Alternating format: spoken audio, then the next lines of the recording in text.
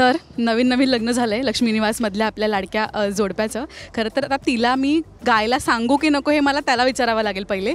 गायल्यावर तिला घरी गेल्यावर परत काय वेगळी पनिशमेंट मिळेल माहीत नाही. पण आज होळी आहे, मला असं वाटतं सगळं माफ असेल. कसे आहात दोघं आणि खूप छान दिसत आहे, इतकं प्रेम मिळतं आहे प्रेक्षकांचं.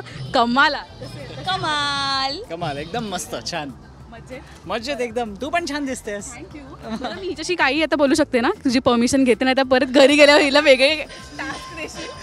ते एपिसोड बघून तू असा विचार करू नकोस प्लीज. आपण आता नॉर्मल बोलू. Go for it. Go for it. कसं आहे लग्नानंतरची पहिली होळी आहे, किती एक्साइटमेंट आहे घरी. आता काय सुरू झालं आहे म्हणजे ऑलमोस्ट ते सगळे रिच्युअल्स किंवा काय. एक सेकंड, रिअल लाईफमध्ये की नाही, तू सुरुवात केलीस लक्ष्मी निवासच्या होळीपासून आणि डायरेक्ट तू कट टू माझ्या खऱ्या लग्नाच्या ह्याच्यात गेलीस. खूप तयारी सुरू आहे, गावी जायचं आहे, इथलं शूट संपवायचं आहे, मग गावी जायचं आहे, गावी पूजा आहे आणि लग्नानंतरची पहिली होळी आहे. ऑफकोर्स होळीच पहिला सण आला आहे, सो मीही खूप एक्सायटेड आहे. लेट्स सी आता काय काय होतं ते बघूयात. म्हणजे आता पुढचं वर्षभर तर मला हे करायचंच आहे, एन्जॉय करायचे आहेत सगळे सण. तुझ्या आणि मंदारमध्ये कोण जास्त मस्तीखोर होतं या कलर्सच्या बाबतीत? ॲक्च्युली मीच, जसं आय गेस तुम्ही लोकांनी गेस पण केलं असेल. कारण का सगळे म्हणजे फुगे बनवायचे आणि कधी कधी जर आम्ही जे भाज्या वगैरे आणतो, ज्या पिशव्या असतात ना, त्या पण पूर्ण पाण्याने भरून मोठे फुगे भरून ते आम्ही फेकायचो लांबून. असे सगळे मस्करी. काय केलंस दिव्या?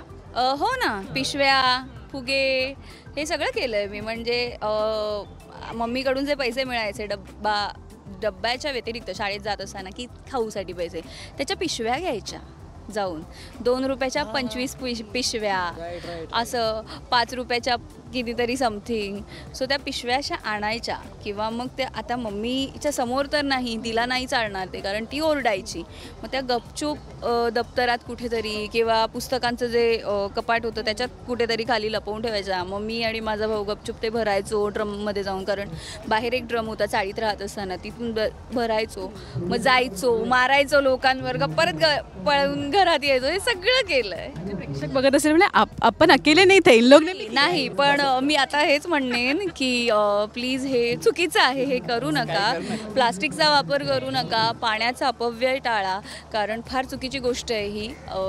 आणि ते म्हणतात ना, चुकीतून आलेलं शहाणपण आहे. सो जी चूक मी केली आहे ती तुम्ही करू नका. लहानपणाच्या चुका. इको फ्रेंडली कलर्स आहेत आणि आज आम्ही कलर्सनीच खेळतोय. सो प्रेक्षकांना काय विश कराल होळीसाठी? प्रेक्षकांना एकच सांगायचं आहे, 15 आणि 16 मार्चला झी मराठीवर तुम्हाला होळीनिमित्त महामालिकांचा महासंगम बघायला मिळणार आहे. तर तो प्लीज मिस करू नका, फक्त आपल्या झी मराठीवर. Happy Holi. Happy Holi. Thank you.